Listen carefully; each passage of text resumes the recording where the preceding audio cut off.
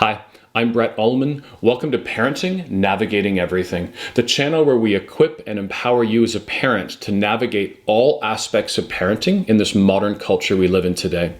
At a speaking event the other week, a parent asked me this after my talk. What is the difference between an anxiety attack and a panic attack?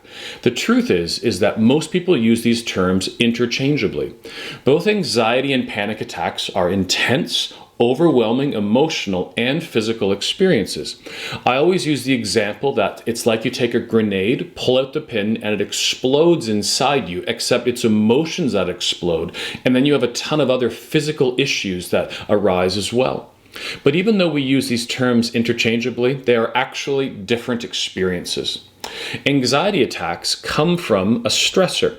Some people might be afraid of flying. These people then have extreme anxiety before and during the flight. But once it's over, so is your anxiety attack. Students might find this with exams. Stress before and during, but once the exams are done, it's over. Students and adults who need to do a presentation in front of a class or at work might have this, maybe driving a car for the first time or even doing your driver's test. First day of a new job, new school, first date, day you get married, you get it. My point here is that there's a stressor, and so basically whatever stressor you have, once it's removed, you'll feel better. Now, it's not like you'll feel better right away, as you will still have some lingering feelings that will dissipate, but they will go away as the stressor is gone over a bit of time. Panic attacks are sudden with no stressor.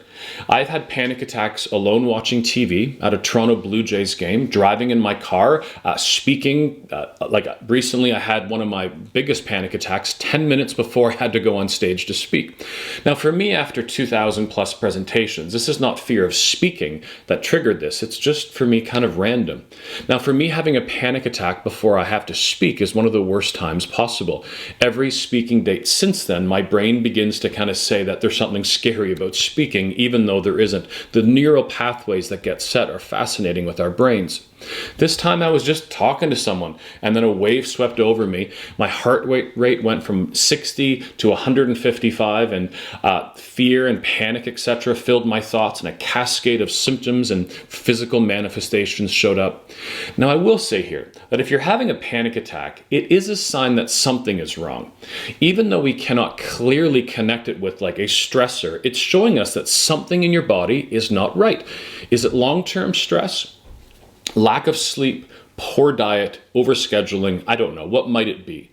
According to the DSM-5, the Diagnostic and Statistical Manual of Mental Disorders, 5th edition, this is the handbook used by healthcare professionals to diagnose all mental health disorders. A panic attack is characterized by 4 or more of the following symptoms. Here they are. Number 1, heart palpitations, pounding heart or accelerated heart rate. Number 2 is sweating for no reason. Number 3, trembling or shaking.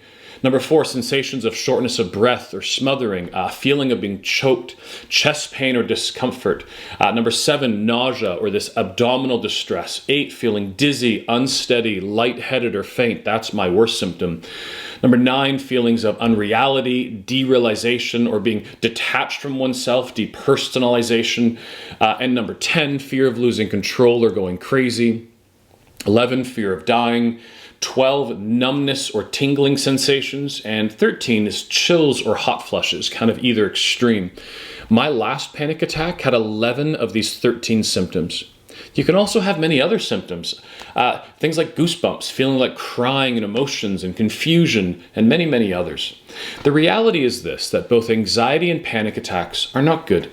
If you're struggling with them, this video is really just looking at the question of the differences between them, but I would highly suggest you get some help.